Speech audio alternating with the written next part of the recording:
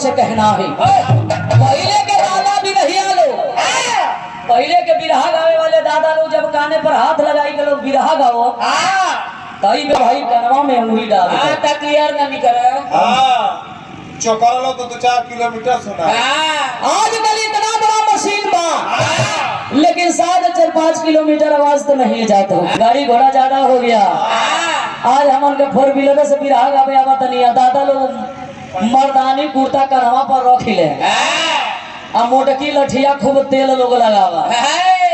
वो लोग बिनाइया से पैदल लोग चल रहे कि फलनवा गाँव जाएगा बरात बरातिया कुछ लोग पैदल जा तो पहले के दादा लोग अपने भाव में लोग घुमका के बोलत रहे। कैसे लोग बोले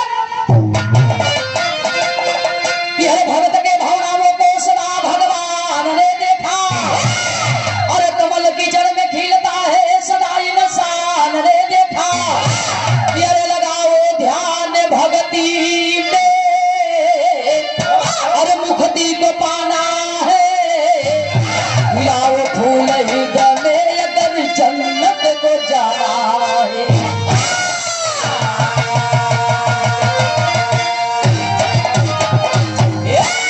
भगत के भावनाओं को सदा भगवान ने देखा कमल की जड़ में खिलता है सदा इंसान ने देखा। लगाओ ध्यान भक्ति में अगर मुक्ति को पाना है। खिलाओ फूल हृदय में अगर जन्नत को जाना है। बड़ी मार्मिक कहानी पाएंगे बिरहा के अंदर। 2 लाइन गजल से संकेत बा कहे के बाद का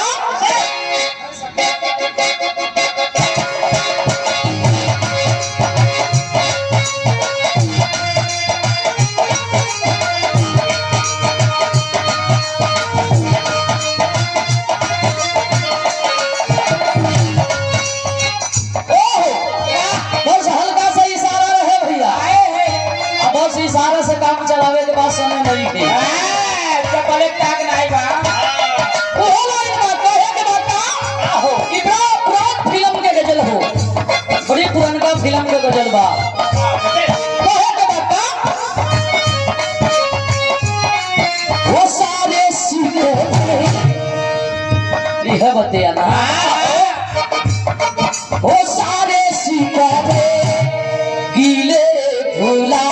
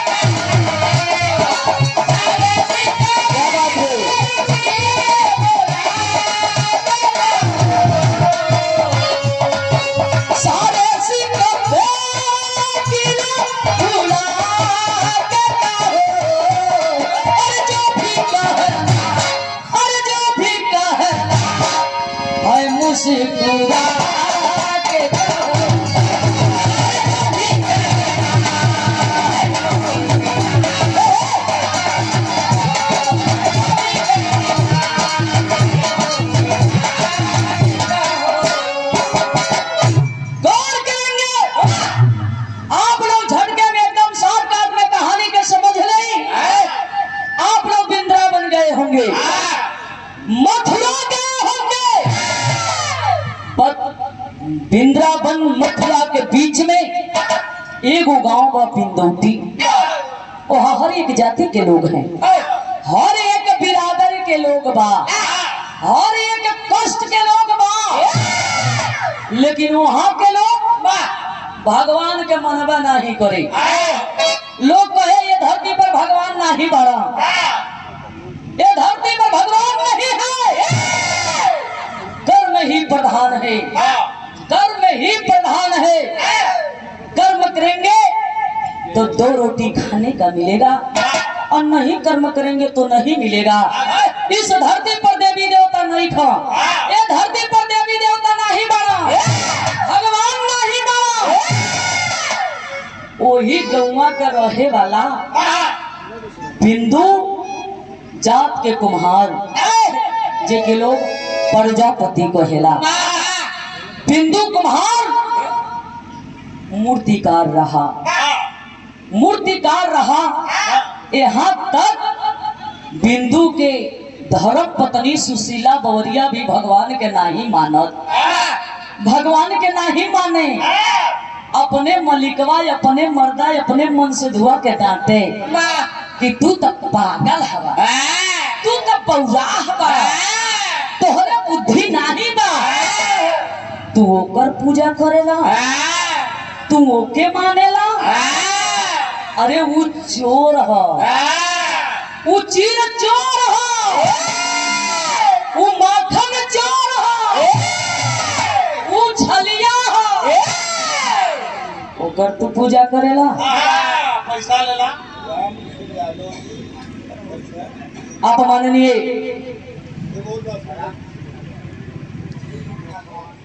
जैसे बताया जाता है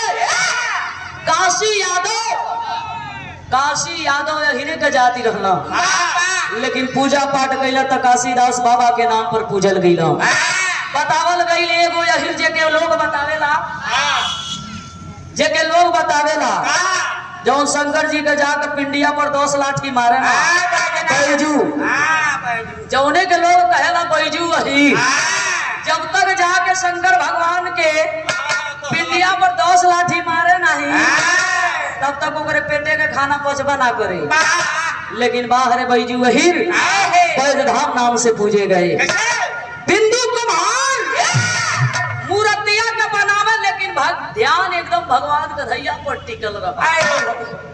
गौर कही गई बिरहा के अंदर बड़ी सुंदर गीतिया बा, वह गीत के रहेगा।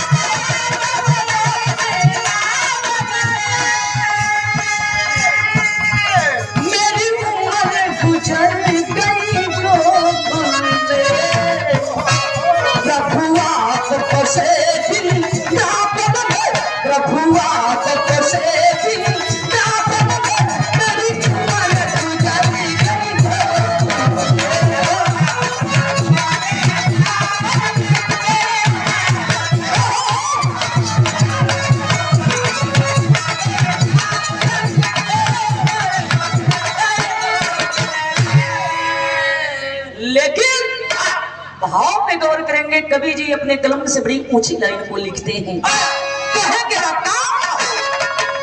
भगवान अगर इसे पलट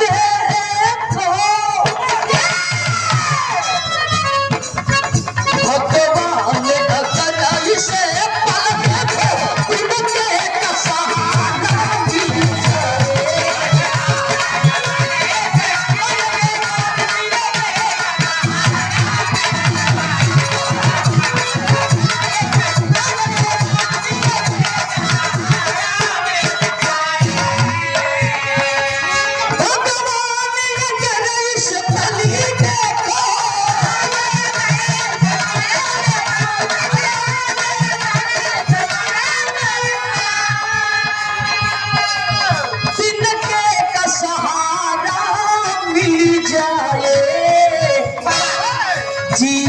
रूपी से तैयार को जीवन रूपी से तैयार को सागर से किनारा मिल जाए।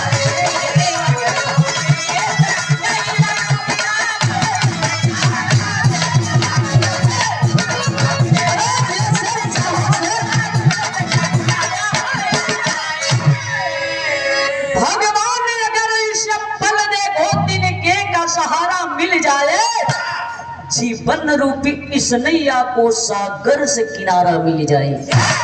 भगवान बिंदु कुमार भगवान कन्हैया की याद में रहे, मूर्तियां के बनावे लेकिन ओकर दिलो दिमाग वहां जुड़ल रहल, ध्यान वहां लगी थी। धीरे धीरे समैया बीतल, जब कुछ समैया बीतल मूर्ति बनावत हुन चारों तरफ से आदर आवे लगल, चारों तरफ से आदर आवे लगल। केहू आइल कलश की हमके भीमराव अंबेडकर के मूर्त चाहिए, हमके गुरु रविदास के मूर्त चाहिए।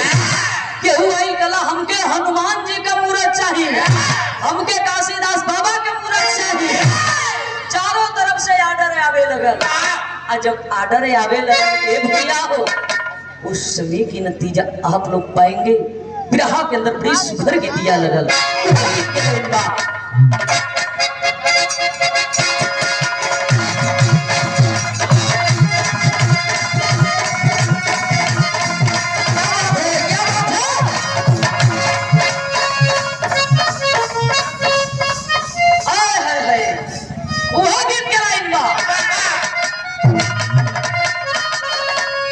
बड़ी पुरनकी गीत है, देखा एकदम एक्सप्रेस मत बना, ऐसे लड़का का नया खून बा भैया।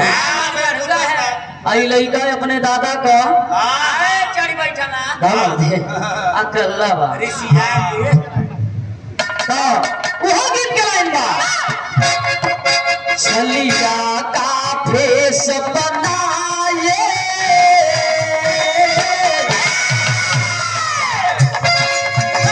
छलिया का फेस बनाए, सब चूड़ी पे चले आए। छलिया का फेस बनाए, सब चूड़ी पे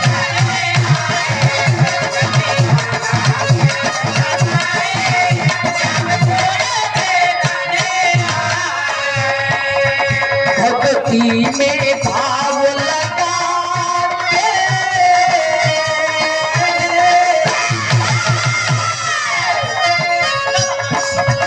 भक्ति में भाव लगा के मूर्ति करता जा के, भक्ति में भाव लगा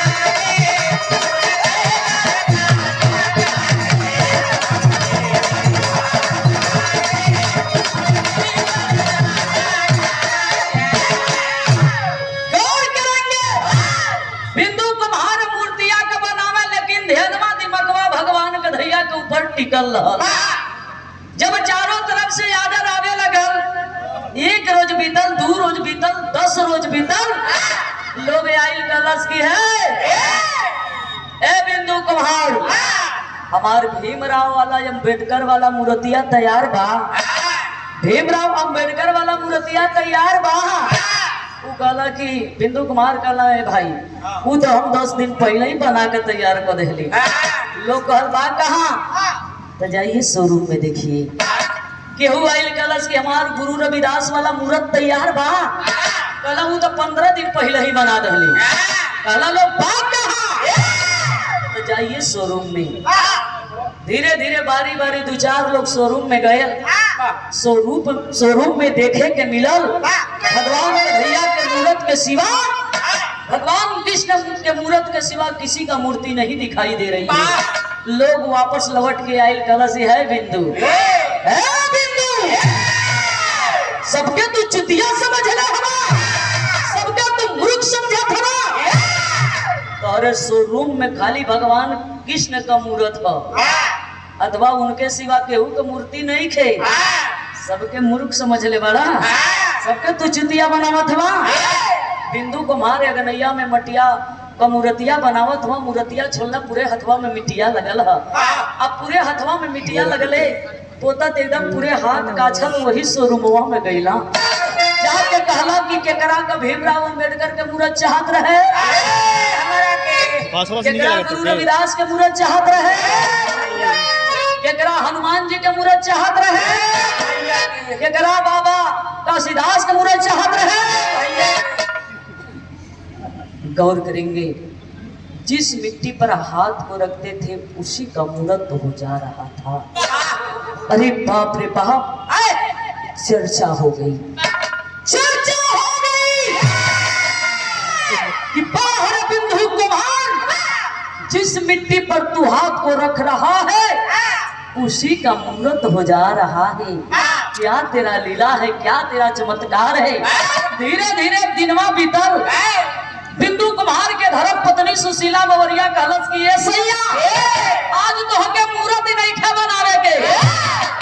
बड़ा सुशील सौभाग्य, बड़ी धीरा पूरा इंसान कहला ये लक्ष्मी अगर हम मूर्तियां नहीं बनाई तो क्या करे हो। कहली ना आज तो हके मूर्त नहीं खे बनावे के। कहला तक का करी बतावा, मूर्त नहीं बनाई तो हम का करी। कहली कि आज तो हके लइका खिलावे के बाद, आज तो हके लइका खिलावे के बाद। सब सखी लोग जमुना जी में पानी लेवे जाता रही, अब पानी लेके यही है अपने घर आंगन के लिपि है। आज हम हूँ सखी लोगन के साथ पानी आने जात बनी रुआ के आज लइका खिलावे के बाद। कहले अच्छा लक्ष्मी बताओ लइकवा रोवो ताकि लइकवा सुतल हो कि लइकवा खेलता। कहली ना लइकवा को खिया पिया दहले बानी, लइकवा खेल रहल बा। तो कहला अच्छा लक्ष्मी बतावा लइकवा जब खेलता तो के खेलता हम का खेलाई। ये ठीक काम करा, बगल में चटाई ला के बिछा कर सुता था, लइकवा खेली तो के खेलते में का खेलाई, अपन काम भी करत रह, मूर्ति भी बनावत रह। जब लइकवा रोई तो ओकरा के हम खिलाई ना, तो लइका को खेलते में का हम खिलाई। गौर करेंगे विरह के अंदर प्यारी के भाव से कहेंगे अरे राम कि अरे राम बिंदु के भगती भारी पड़ गई, कि अरे राम बिंदु के भगती हो, बिंदु के भगती भारी पड़ गई। तो खाए सात बिंदु भर जा करके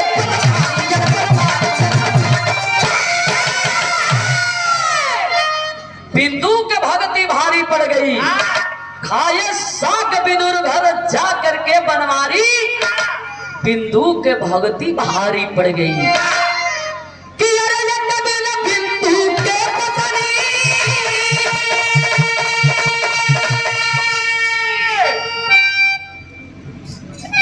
ये देखे, जिनके देख रेख में जिनके माध्यम से हम लोगों का यहाँ आने का मिला, अब माननीय शुभ नारायण भैया की ओर से 501 रुपया दे करके आप सम्मान किए। चलो में नमस्ते प्रणाम, आप जनता के नमस्कार सलाम फरमाएंगे। कहे के वक्ता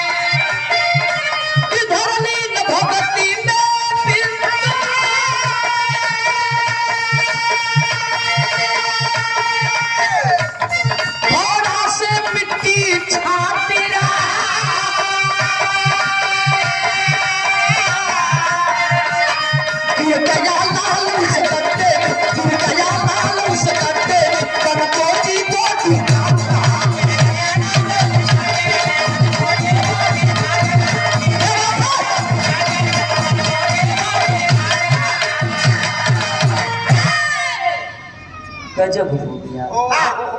छांट रहा है वो बच्चा, वो लड़का खेलते खेलते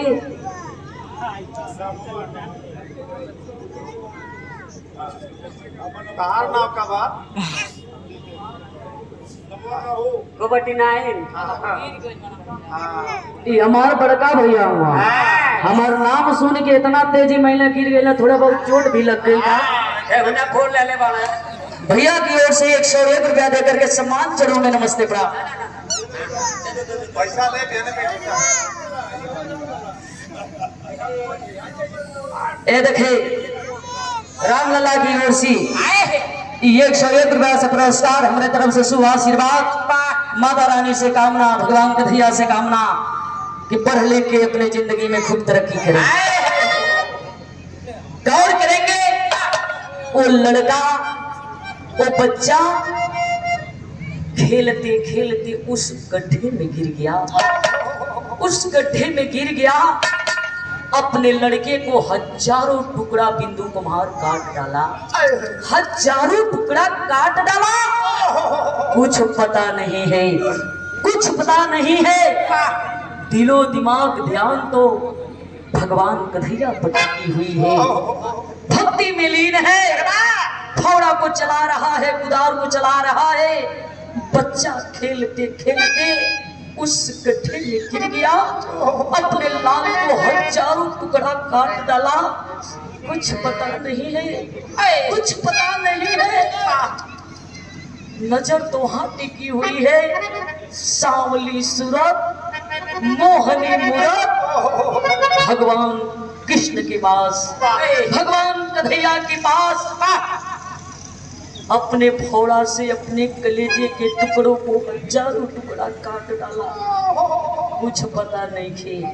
तब तक ये बाबू सुशीला बवरिया पनिया लेके घरवा आइए गई। और जब पनिया लेके अली तो मतारी के एका एक नजर, माई के एका एक नजर वही चटैया के ओर गया। चटाई तो था लेकिन चटाई के ऊपर बच्चा नहीं था। गौर करेंगी, अड़ोस पड़ोस से पूछे लगली बउरैया के रूप में कि क्यों हमरे लइकवा के देखला सहा, क्यों हमरे लाल के देखला सहा। अड़ोस पड़ोस के लोग बतावे लगल, हरे सुशीला, अरे तोरे अदमिया तो एकदम पौरा हो, तोर मलिकवा तो एकदम पौरा हो। लगा था वही के पीछे तेहू बउरहिया हो गई लेका रही। अरे जो अपने अदमिया, अपने मलिकवा, अपने मर्दा से ते पूछ कि तोर लइकवा कहाँ गया। सुशीला बवरिया जाके जा पिलावत या बोला न हो, बतावा न हो।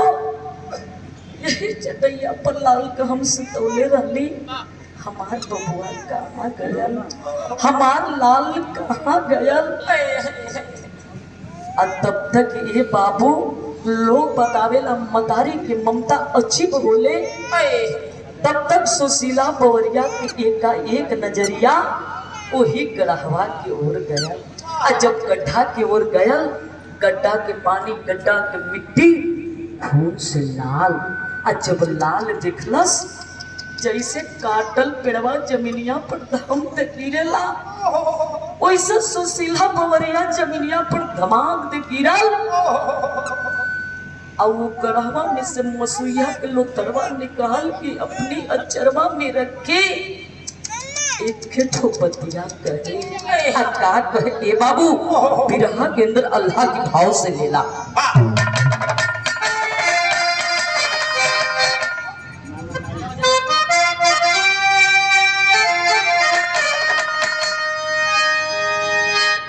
कि अरे जैसे सपया लेके ना हंसी,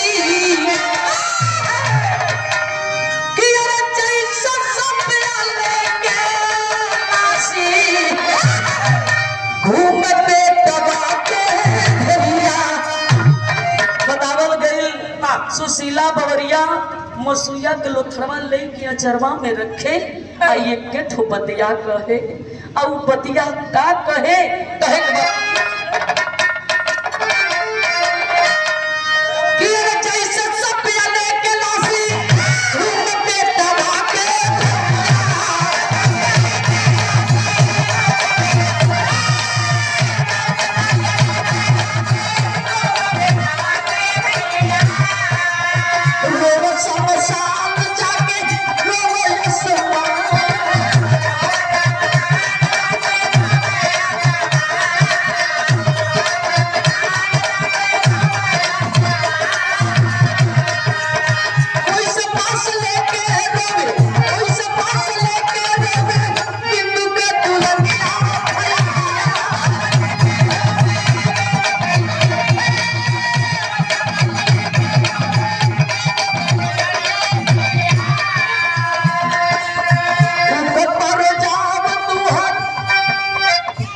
घर पर जाब तू हर भगती हो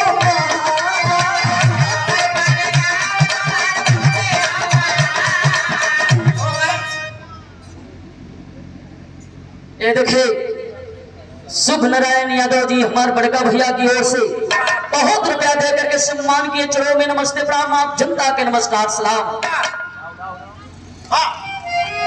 यार भाई सम्मान से लेके बिंदु के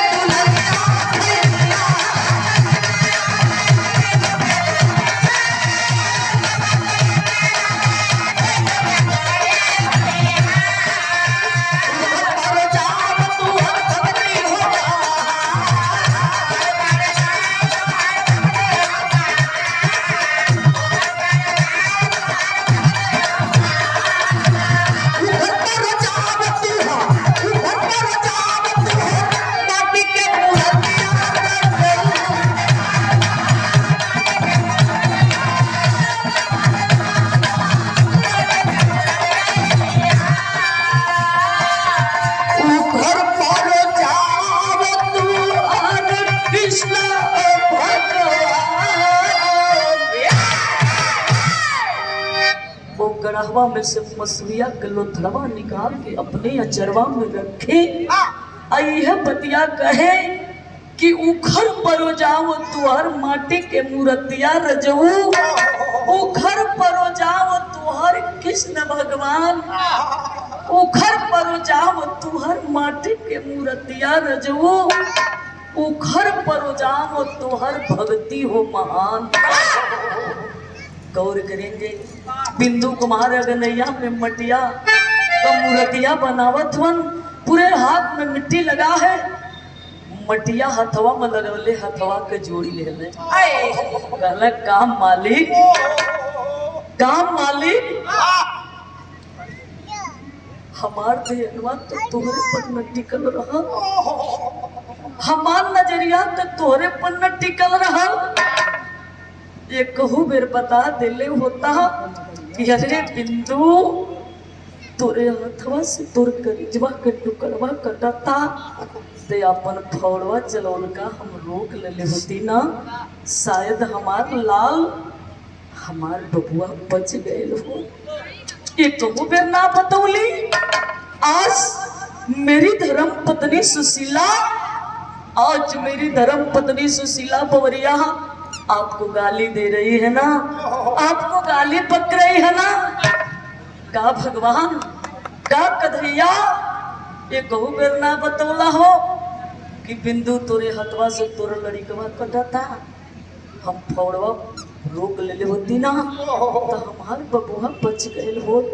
गौर करेंगे भक्त की भावनाओं को देखते हुए, भक्त की भावनाओं को देखते हुए भगवान कन्हैया की आंखें नम हो गई। भगवान कन्हैया अपने बांसुरी को उठा लिए, अपने मुरली को उठा लिए। अब कैलन का हो बिरहा के अंदर लास्ट लाइन से लेला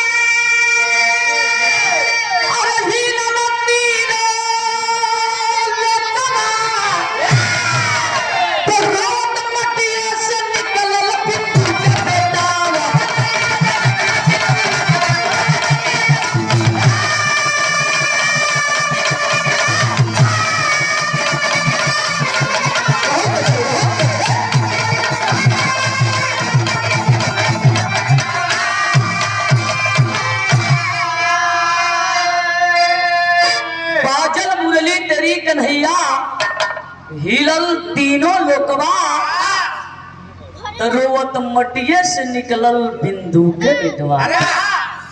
ये देखिए आप माननीय श्री श्री काशीदास बाबा पूजा समिति के आप माननीय अध्यक्ष जी उमा शंकर यादव जी की ओर से हमेशा प्यार दुलार आशीर्वाद ये सुनीतवा के ऊपर आपका रहेला। आपकी ओर से बहुत रुपया 501 रुपया देकर के सम्मान किए। आपकी जड़ों में तहे दिल से कोटि कटी नमन बा।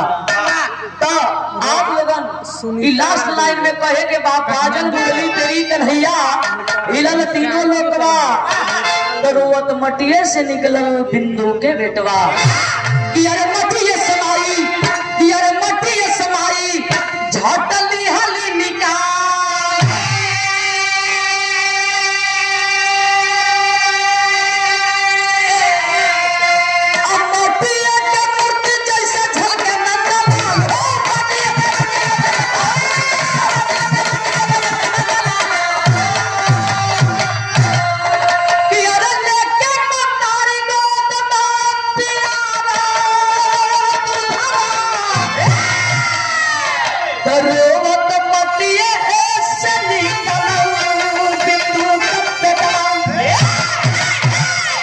गौर करेंगे वो 32 मिनट भगवान कन्हैया के मुरली बाजल आप लोग ने सुने होंगे देखे होंगे आप लोग ने सुने होंगे देखे तो बल्कि नहीं होंगे सुने जरूर होंगे कि वो सतयुग रहा वो सतयुग रहा सतयुग रहा जो सत्य के लिए बिक रहा था सत्यवादी राजा हरिश्चंद्र जी सत्य के लिए बिक रहे थे खरीदने वाला कोई नहीं था खरीदने वाला कोई नहीं था कल्लू डोम ने खरीद लिया काली लाठी काला फेटा काला कपड़ा को पहना दिया शमशान के रखवारी करने लगे सत्यवादी राजा हरिश्चंद्र जी शमशान की रखवारी करने लगे सभ्या उर्फ तारामती एक ब्राह्मण की वहां दासी के काम कर रही थी चौका बर्तन के काम कर रही थी रोहित बचवा बाग में जाता था बाग से फूल को लेकर के आता था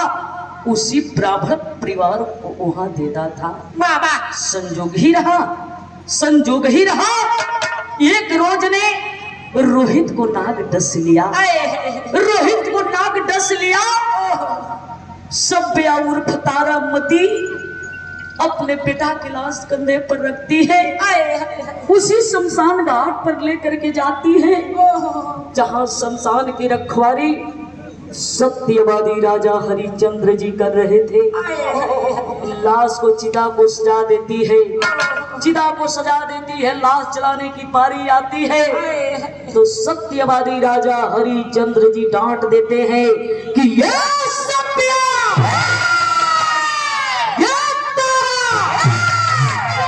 क्यों तू अपने तारा को जलाना चाहती है रे यहाँ कर लगता है बगैर कर दिए हुए कोई लाश को नहीं जलाता है सभ्या उर्फ तारामती अखियों में आंसू लेके रोने लगली कि क्या पति देव ये रोहित बचवा हमरे पर लड़का हुआ हमरे भर बेटा हुआ का रोहित बचवा आपके लाल ना हुआ ये आपके बेटा ना हुआ वही जब सत्यवादी राजा हरिश्चंद्र जी एक बात कहे कि ये सभ्या है तारा यहाँ कोई किसी का नहीं है रे पगली यहाँ कोई किसी का नहीं है ना कोई किसी का यहाँ बाप है ना कोई किसी का यहाँ बेटा है ना कोई किसी का यहाँ पत्नी है और ना केहू किसी के यहाँ पोती बा एक बात है सुन करके शमशान भी रो दिया आसमान भी रो दिया वही बक्तावल जाले भक्त की भावनाओं को देखते हुए जब भगवान कन्हैया के मुरली बाजल वही गड्ढा में से वो लड़का भगवान के रूप में निकल गया बताया गया भक्ति में शक्ति लगता है अगर मैं कहती हूँ कि 24 घंटा आप ध्यान में ला लीजिए 24 घंटा हो जाएंगे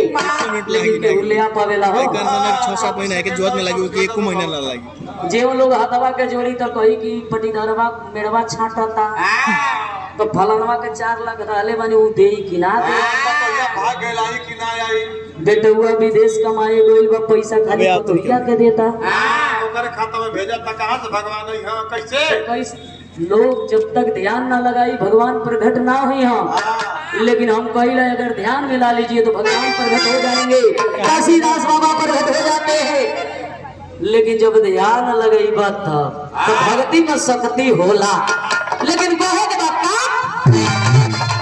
यार जवन मजा राम के भजनिया